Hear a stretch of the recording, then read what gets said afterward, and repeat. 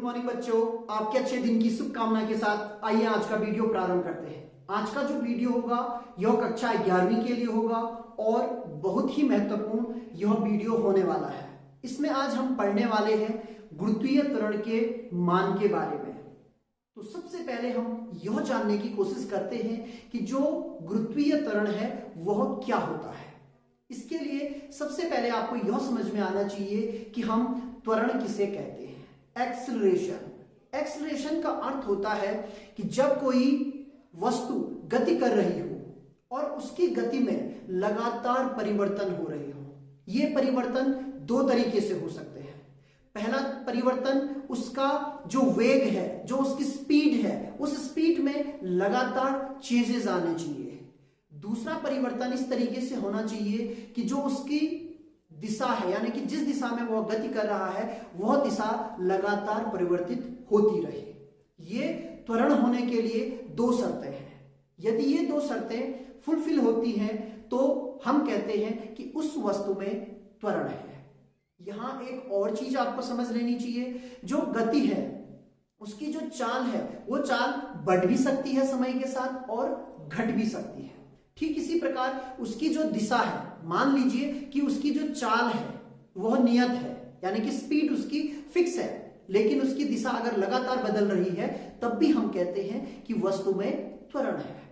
परिभाषा हम कुछ इस तरीके से देते हैं कि वेग परिवर्तन की दर को, यानी कि समय के साथ हम यह देखते हैं कि जो वेग है, अब वेग शब्द आया है तो इसमें भी दो चीजें हैं, दिशा भी है और मैग्नीट्यूड भी है, यानी कि चाल के साथ किसी स्पेशल डायरेक्शन की हम बात करते हैं तो इसे हम त्वरण कहते हैं। अब बात करते हैं एक्सेलरेशन ड्यू टू ग्रेविटी, यानी गुरुत्वीय त्वरण। गुरुत्वीय शब्द का अर्थ हम हमेशा पृथ्वी के लिए यूज करते हैं। दूसरा शब्द त्वरण है। त्वरण को मैंने अभी अभी आपको एक्सप्लेन किया है। तो अब आपने अपने दैनिक जीवन में यह अनुभव किया होगा कि जब भी आप किसी वस्तु को किसी हाइट से रिलीज कर देते हैं, एक तो होता है थ्रो करना, यानी फेंकते हैं, फेंकने में हम पहले से ही बल लगाते हैं। रिलीज करने का अर्थ होता है आपने मुक्त रूप से उसे आजाद कर दिया या छोड़ दिया है।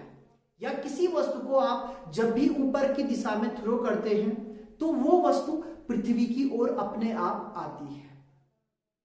यह गुण क्या कहलाता है?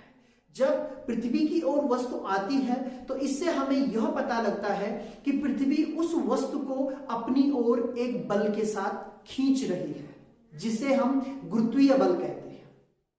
साथ ही हमें यह अनुभव होता है कि जब वह वस्तु नीचे की ओर आती है तो जो उसकी गति है, जो उसकी स्पीड है, वो प्रति सेकंड बढ़ती है और उसकी जो स्पीड है उसका जो औसत है हमने फाइंड किया है 9.8 मीटर पर सेकंड। जब हम इसको त्वरण के रूप में कहते हैं तो हम कहते हैं 9.8 मीटर पर सेकंड स्क्वायर। अब यहां पर एक एग्जाम्पल के द्वारा यह समझने की कोशिश करते हैं कि किसी ऊंचाई से जब कोई वस्तु मुक्त रूप में छोड़ दी जाती है तो उसके त्वरण में किस तरीके से वृद्धि होती है। तो मान लीजिए किसी ऊंचाई से हमने एक वस्तु को छोड़ना प्रारंभ किया तो जो उसकी स्पीड होगी प्रारंभ में वह 0 होगी। इसे मैं v1 कहता हूं, v1 इक्वल्स टू 0। प्रारंभ में कोई भी उसकी स्पीड नहीं होगी। उसके पश्चात ठीक 1 सेकंड के पश्चात उसकी जो स्पीड होगी वह 9.8 मीटर पर सेकंड होगी। यहां पर आप ध्यान दें, मैं स्पीड की बात कर रहा हूं, त्वरण की नहीं कर रहा हूं। अगले सेकंड में मैंने जैसा कि आपको समझाया इतने की ही वृद्धि हो जाएगी, 9.8 मीटर, फिर से उसमें वृद्धि हो जाएगी तो ये वैल्यू हमें प्राप्त होगी 19.6 मीटर पर सेकंड। अगले सेकंड में हम देखते हैं तो फिर ये वैल्यू 9.8 और बढ़ जाएगी तो ये वैल्यू हमें प्राप्त होगी 29.4 मीटर पर सेकंड। और इसी प्रकार से यदि आगे आप देखें तो ये स्पीड हो जाएगी 39.2 मीटर पर सेकंड। तो आप देखेंगे कि इस और इसके बीच में जो गैप है वो इतने का है। फिर यहां देखेंगे 9.8, फिर यहां देखेंगे 9.8।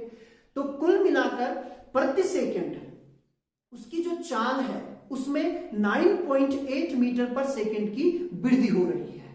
तो जितनी ऊपर वस्तु होगी उसकी स्पीड उतनी ही ज्यादा बढ़ जाएगी।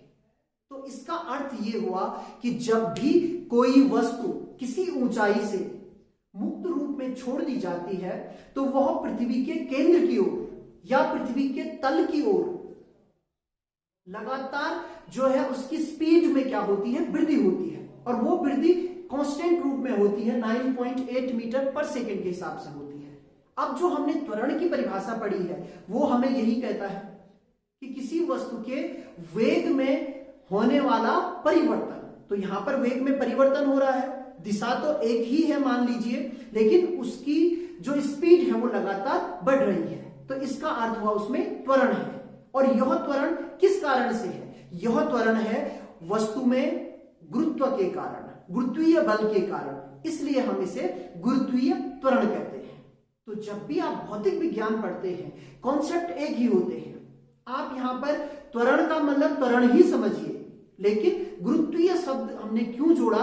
क्योंकि वस्तु में यह त्वरण उसकी गुरुत्व के कारण या पृथ्वी के गुरुत्व के कारण उत्पन्न हुआ है।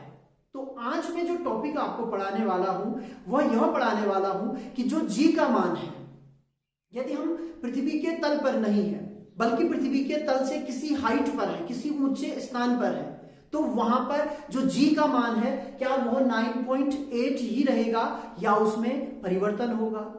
इसी प्रकार से मान लीजिए हम पृथ्वी के तल के अंदर 10 किलोमीटर अंदर चले गए, 20 किलोमीटर अंदर चले गए या 100 किलोमीटर अंदर चले गए, तो तब जी के मान में क्या परिवर्तन होगा?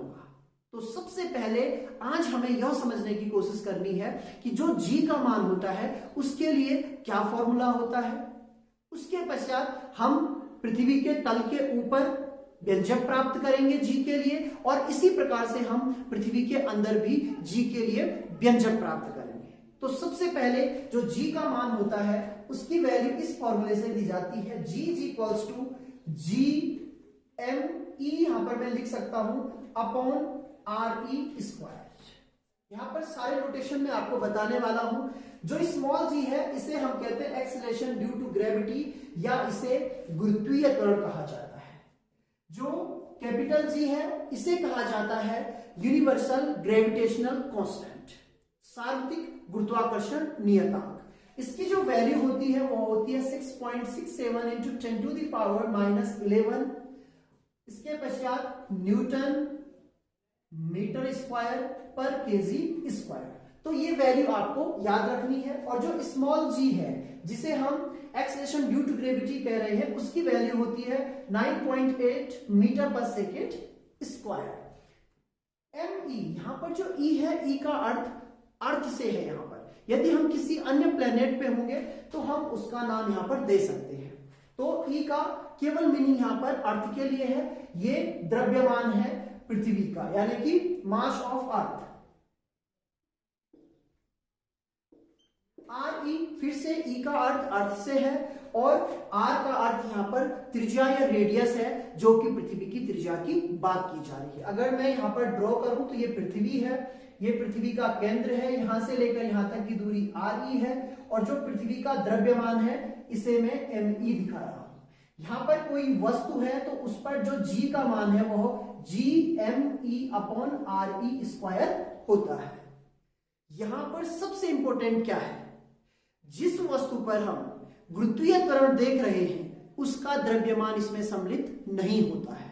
अर्थात अगर हम एक चींटी की बात करें, हाथी की बात करें या एक बहुत बड़े पत्थर की बात करें, सबके लिए जो स्मॉल जी है उसका मान 9.8 मीटर पर सेकेंड स्क्वायर ही रहने वाला है। जी का फॉर्मूला है G equals to GME upon RE है, जो कि एक पर्टिकुलर केस है जिसमें हम केवल पृथ्वी के लिए इसका कैलकुलेशन कर रहे हैं। यहां पर आप अपने माइंड में ये बात हमेशा रखिए कि यदि पृथ्वी की स्थान पर हम किसी अन्य उपग्रह की बात करें तो यहां पर उसका द्रव्यमान आ जाएगा और यहां पर उसकी त्रिज्या आ जाएगी।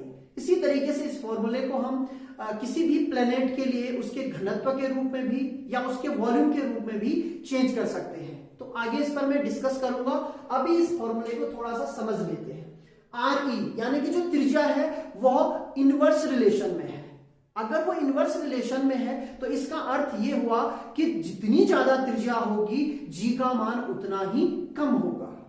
दूसरा, यहां पर देखिए जो द्रव्यमान है वो डायरेक्ट रिलेशन में है, डायरेक्टली प्रोपोर्शनल है, तो इसका अर्थ ये हुआ कि जो पृथ्वी है उसका द्रव्यमान यदि अधिक है तो जी का मान भी अधिक होगा।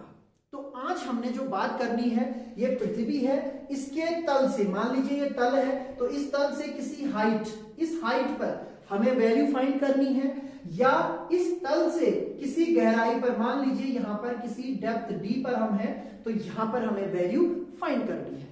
तो सबसे पहले हम एक्सप्रेशन फाइंड करते हैं जी के लिए किसी हाइट पर।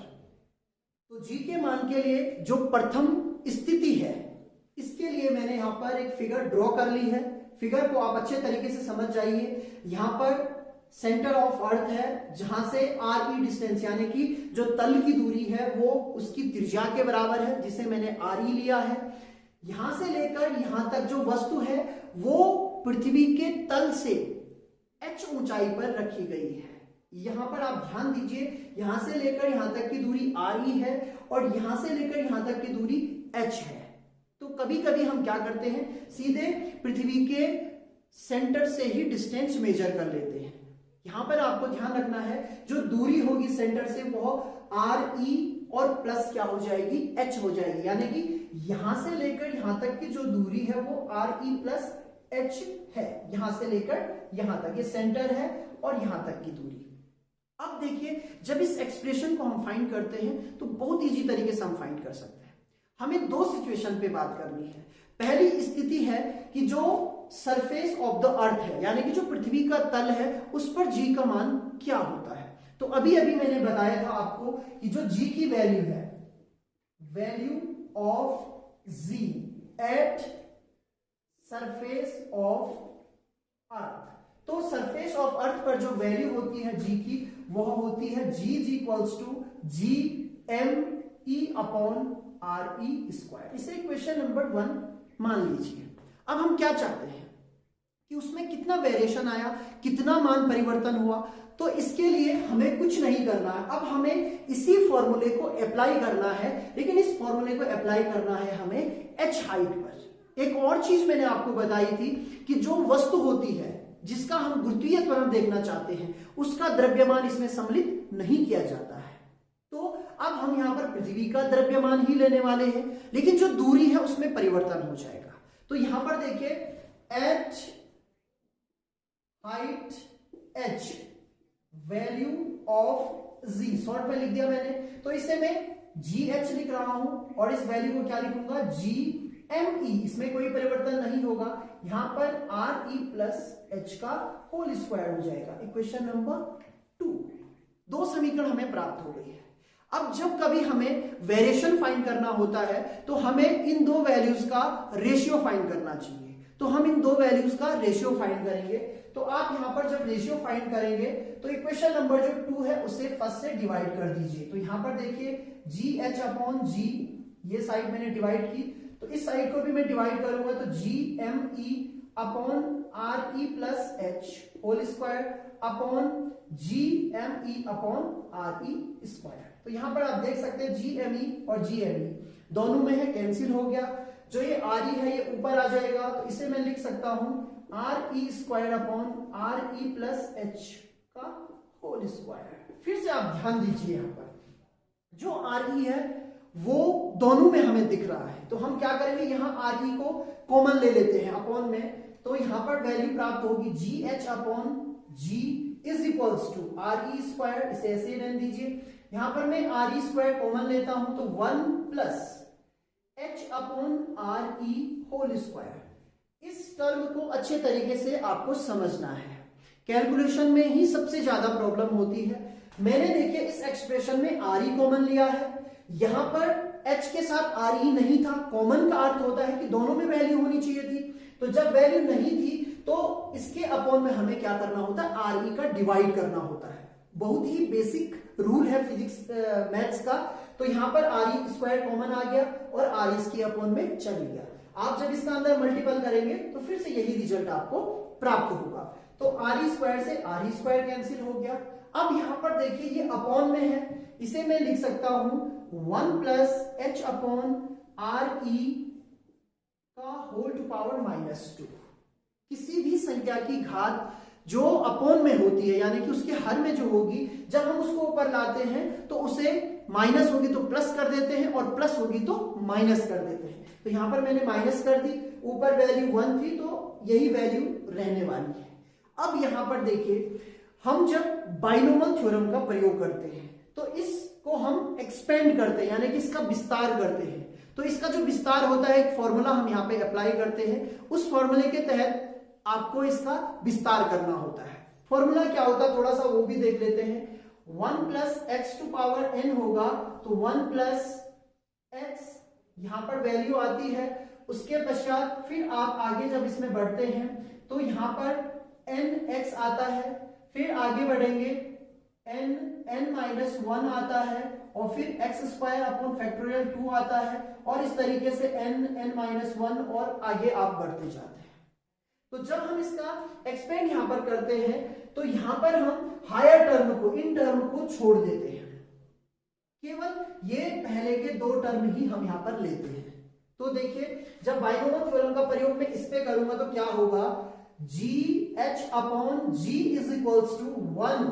अब यहां पर देखिए यहां पर प्लस n आया था तो n की जगह पर यहां पर -2 है तो -2 आ जाएगा और साथ में h अपॉन आर ई आ जाएगा। फिर जो हायर टर्म होंगे इस तरीके से हम उनको आगे लिखेंगे, यहां पर हम उन्हें छोड़ देते हैं, केवल इतना ही टर्म आपको लिखना है। जो हायर टर्म होते हैं h अपॉन आर ई की वैल्यू स्क्वायर में बहुत छोटी हो जाती है, इसलिए हम उसे छोड़ देते हैं। तो हमारे पास ये वैल्यू प्राप्त हुई तो यहां पर हम लिख सकते हैं G H is equals to G, ये मल्टीपल में चले जाएगा 1 माइनस 2h अपॉन आर ई, और यही वो एक्सप्रेशन है जो हमें प्राप्त करना था या जो एक्सप्रेशन हमें प्राप्त हो चुका है। यानी कि जो g का मान है पृथ्वी तल से h ऊंचाई पर वो कितना प्राप्त होता है, G H is equals to G 1 minus 2h upon R E. यहां पर जो g है ये पृथ्वी पर गुरुत्वीय त्वरण का मान है, इसी से हम इसको एक्सप्लेन करते हैं। तो आगे देखें, सबसे ज्यादा इंपॉर्टेंट ये हमने मैथमेटिकल टर्म्स पढ़ लिया है। अब होता है कि यहां पर जो फिजिक्स है इसका एक्सप्लेनेशन किस तरीके से किया जाएगा, तो ये सबसे ज्यादा जरूरी हो जाता है समझना। तो इसका एक्सप्लेन इस तरीके से किया जाएगा, यहां पर देखिए G H is equals to, इसे मैं लिख सकता हूं जी माइनस, मैंने मल्टीपल कर दिया है जी 2h अपॉन आर ई। इसका अर्थ क्या हुआ, जी अगर हम पृथ्वी तल की बात करें तो यहां पर जो जी का मान होगा वो माइनस हो रहा है, कितने फैक्टर से माइनस हो रहा है, इतने फैक्टर से 2h अपॉन आर ई। इसका अर्थ ये हुआ कि ये वैल्यू g से छोटी होगी, क्योंकि यहां पर जो एक्सप्रेशन उसमें माइनस आया है, यदि प्लस आता तो इतनी वैल्यू और जुड़ जाती। तो इसका अर्थ ये हुआ कि ऊंचाई के साथ 2h अपॉन आर ई जो फैक्टर है, जो घटक है, वो घट जाता है, अर्थात ऊंचाई बढ़ने पर g का मान कम हो जाता है।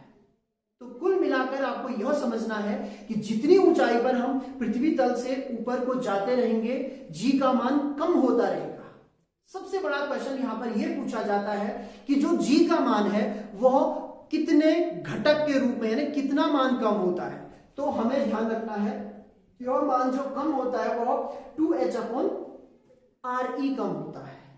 यहां पर एक और चीज आप कर सकते हैं, यहां पर इस एक्सप्रेशन को मैं ऐसा भी लिख सकता हूं g minus G H is equals to 2h upon R E. यही है वो घटक, ये अंतर बता रहा है पृथ्वी तल पर मान, ऊंचाई पर मान, यानी कि इन दोनों का जो अंतर होगा, अंतर बताएगा हमें कि कितना मान कम हुआ है, कितना कम हुआ है 2h अपॉन आर ई। कभी कभी इसका प्रतिशत पूछा जाता है, जब प्रतिशत पूछा जाता है तो आपको यहाँ पर 100% मल्टीपल करना है, जो भी वैल्यू आपको प्राप्त होगी वो आप फाइंड कर सकते हैं, चाहे इसको मल्टीपल कीजिए चाहे इसको मल्टीपल कीजिए। तो हमने पहला एक्सप्रेशन फाइंड कर लिया है। इसमें हमें यह प्राप्त हुआ कि जो जी का मान है वह ऊंचाई बढ़ने पर कम होता है। अब हम अगला एक्सप्रेशन फाइंड करते हैं, जिसमें हम यह फाइंड करने वाले हैं कि पृथ्वी के नीचे यानी कि किसी डेप्थ पर, गहराई पर जो जी का मान है वह बढ़ता है या घटता है। तो जो अगली सिचुएशन है जिसमें हमको जी का मान पृथ्वी के अंदर किसी गहराई पर यानी कि जो डेप्थ है वो डी ले ली है और यहां पर वस्तु है, यहां पर जी की वैल्यू हमें फाइंड करनी है। जो गुरुत्वीय त्वरण का मान है वह कितना हमें प्राप्त होगा। तो इसके लिए सबसे पहले आपको यह समझना होगा कि जो फॉर्मूला है G is equals to G M E upon R E square, यदि इस फॉर्मूले को हम डायरेक्ट देखें तो हमें पता चलता है कि जो आर ई का मान है, इस केस में देखिए आर ई माइनस डी, यानी कि जो त्रिज्या है वह कम हो रही है। कितनी कम हो रही है? डी के मान के बराबर कम हो रही है। तो इस केस को अगर हम यहां एक्सप्लेन करें तो इससे यह पता लगता है कि जी का मान बढ़ेगा। लेकिन हमें एक और चीज समझनी है कि जब हम किसी डेप्थ पर जाते हैं तो वहां पर जो पृथ्वी का द्रव्यमान है, जो केंद्र है, उससे दूरी कम हो जाती है, या जो पृथ्वी का द्रव्यमान उसे खींचने वाला है वह कम हो जाता है। यानी कि इस केस में जो पृथ्वी है वो इस तरीके से कुछ इस गहराई की बन जाएगी। तो केवल जो इतना द्रव्यमान है यही इसमें इंक्लूड होगा। तो यहाँ पर जो द्रव्यमान है उसका ज्यादा रोल है, और हम जानते हैं कि द्रव्यमान घटने के साथ, यहाँ पर देखिए जी और द्रव्यमान का डायरेक्ट रिलेशन है। तो ये रिलेशन हमें यह बताता है यदि द्रव्यमान कम होगा तो जो जी का मान है वह भी कम होगा। तो इसके एक्सप्रेशन को हम किस तरीके से फाइंड करें वो देख लेते हैं। तो सबसे पहले आपको यह करना है कि जो पृथ्वी है इसका हम सबसे पहले वॉल्यूम जानते हैं कितना होता है। तो जो पृथ्वी है उसको हम लगभग गोल मानते हैं, यानी कि स्फीयर के रूप में मानते हैं। तो जो वॉल्यूम होगा V इज इक्वल्स टू वह 4/3 पाई आर ई क्यूब होगा। अब वॉल्यूम हमें पता लग चुका है। जो पृथ्वी की डेंसिटी है यानी घनत्व है, मान लीजिए इसे हम औसतन रो मान लेते हैं। वैसे जो वैल्यू है वो अलग अलग होती है, लेकिन औसत मान हम रो ले रहे हैं। तब द्रव्यमान क्या होगा, यानी कि m बराबर होता है v इंटू डी। द्रव्यमान बराबर आयतन गुणा गया घनत्व। तो यहां पर देखिए जो द्रव्यमान है वो 4 जो वॉल्यूम है 4/3 पाई आर क्यूब है, और इनटू जो डेंसिटी है उसे मैं रो ले रहा हूं। तो ये पृथ्वी का वास्तविक द्रव्यमान हो गया, यानी कि जब पृथ्वी में कोई सिचुएशन हमने अप्लाई नहीं की है उस टाइम पे उसका द्रव्यमान है।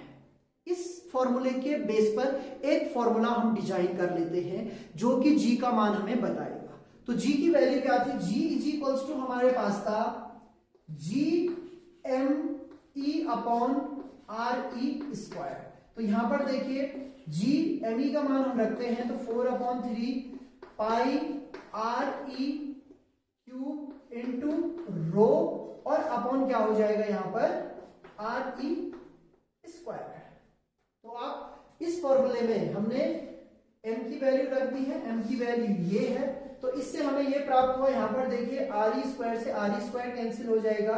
तो g इज इक्वल्स टू जो फॉर्मूला हमारे पे बचेगा, यहां पर 4/3 को आप आगे लिख लीजिए, 4/3 जी आर ई और क्या बचा रो।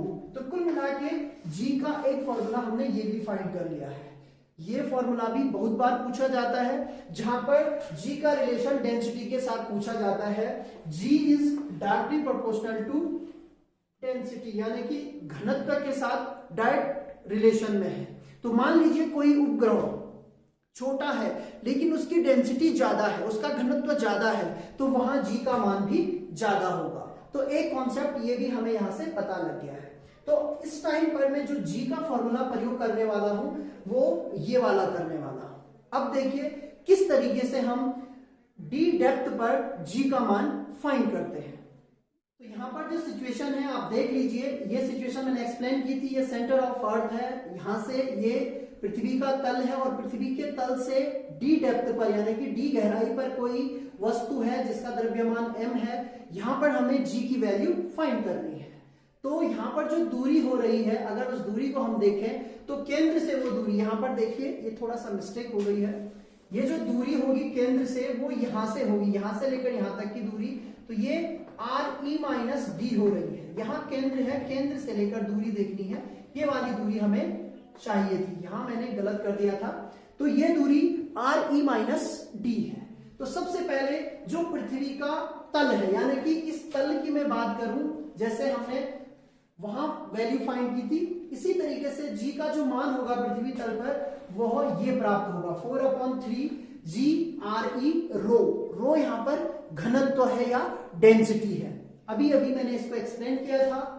अब GD यानी कि जो डेप्थ है, उस डेप्थ पर अगर हम फॉर्मूला फाइंड करें तो 4/3 GRE और क्या हो जाएगा यहां पर माइनस डी। देखिए जहां पर डिस्टेंस आनी है, यहां RE आया था क्योंकि तल की बात हुई थी, यहां पर हम इस बिंदु पर फाइंड करें तो यहां से लेकर यहां तक की दूरी जो है RE माइनस डी है, तो आप उसे प्रयोग कीजिए और रो। तो इक्वेशन नंबर 2, फिर से जो समीकरण 2 है उसको हम डिवाइड करेंगे समीकरण 1 से। तो देखिए क्या होगा यहां पर, GD/G इज इक्वल्स टू हो जाएगा 4/3 GRE minus D rho upon 4/3 GRE रो। तो देखिए ये कैंसिल हो जाएंगे, रो से रो कैंसिल हो जाएगा, आपके पास क्या बचता है GD/G इज इक्वल्स टू बचता है RE माइनस D/RE। फिर से देखिए सिचुएशन ऐसी आ गई है, RE को आप कॉमन लीजिए तो देखिए RE कॉमन आएगा, यहां पर 1 माइनस D/RE होगा, अभी मैंने आपको कॉमन लेना सिखाया था, और अपॉन में RE है, RE से RE कैंसिल, तो यहां पर जो GD/G की वैल्यू है वो हमें प्राप्त होती है 1 माइनस D/RE। तो देखिए GD इज इक्वल्स टू हो जाएगा G1 माइनस D/RE। तो कुछ उसी तरीके का फॉर्मूला यहां पर प्राप्त हुआ हमें, G1 माइनस D/RE, यानी कि यहां भी जो G का मान है वह कम हो रहा है, कितना कम हो रहा है D/RE फैक्टर से। अगर इसको फिर से आप सॉल्व करें तो इसको आप लिख सकते हैं G minus GD is equals to D/RE। तो इस फैक्टर से, इस घटक से ये मान कम हो रहा है, इसका अर्थ ये हुआ कि जितनी गहराई में आप जाएंगे G का मान उतना ही कम होता जाएगा। तो एक सिचुएशन पे हम बात करते हैं कि यदि हम सेंटर पे पहुंच गए, हम जो है पृथ्वी के एकदम केंद्र पर पहुंच गए, तब G का मान क्या होगा। तो उस केस में आप देखें जो G का मान होगा, यहां पर जो वैल्यू है D की वो RE के बराबर हो जाएगी। यहां पर वैल्यू जो आएगी आपके पास, जब हम यहां से देख रहे हैं D यहां पे देखिए तल से नीचे को नापा गया है, तो जब हम केंद्र पर पहुंच जाएंगे तो जो D का मान है वो RE के बराबर हो जाएगा।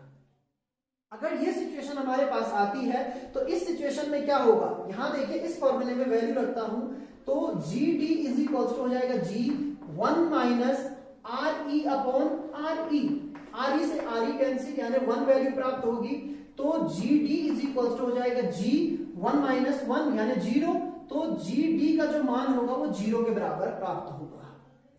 इसका अर्थ ये हुआ कि केंद्र पर जो G का मान है वह शून्य हो चुका है, शून्य हो चुका है। इसका अर्थ ये हुआ कि गुरुत्वीय त्वरण लगेगा ही नहीं। तो पृथ्वी का जो केंद्र होता है वहां पर गुरुत्वीय त्वरण का मान शून्य होता है। बहुत बार ये क्वेश्चन पूछा जाता है कि पृथ्वी के केंद्र पर वस्तु का भार क्या होगा, वस्तु के भार की बात की जा रही है। तो जो वस्तु का भार होता है W इज इक्वल्स टू होता है mg, m इंटू जी। हम देख रहे हैं जो पृथ्वी का केंद्र है उस पर G का जो मान है वो शून्य है, तो यहां पर शून्य मान हो जाएगा, तो W इज इक्वल्स टू क्या हो जाएगा, शून्य। तो जो वस्तु का भार है वह पृथ्वी के केंद्र पर शून्य हो जाएगा। ध्यान दीजिए, द्रव्यमान शून्य नहीं होगा, भार शून्य हो जाएगा। इसका अर्थ यह हुआ कि जो गुरुत्वीय त्वरण है, जो गुरुत्वीय बल है, गुरुत्व का मान है, उसके कारण किसी भी वस्तु में भार होता है। तो अब यहां पर आपको यह भी समझना है, जब पृथ्वी तल से आप ऊपर को जाते हैं तब भी वस्तु के भार में कमी आएगी। जब पृथ्वी के तल से आप पृथ्वी के केंद्र की ओर जाएंगे तब भी वस्तु के भार में कमी होगी। तो ये दो एक्सप्रेशन आज मैंने आपको बताए और इनकी एक्सप्रेशन हमने बहुत अच्छे तरीके से फाइंड करने की कोशिश की है। उम्मीद करता हूं कि आपको भी समझ में आ जाएंगे और इससे संबंधित जो और कॉन्सेप्ट थे, जैसे यहाँ पर घनत्व का एक्सप्लेन मैंने किया या फॉर्मूलों को एक दूसरे में कैसे शिफ्ट किया जाता है, इसके बारे में मैंने आपको जानकारी दी। तो आप भी इसको जरूर अप्लाई करें। इससे क्या होता है कि आपको बहुत ज्यादा पढ़ने की आवश्यकता नहीं होती है और आप एक ही तरीके के फॉर्मूलों को प्रयोग करके बहुत सारे कॉन्सेप्ट समझ सकते हैं।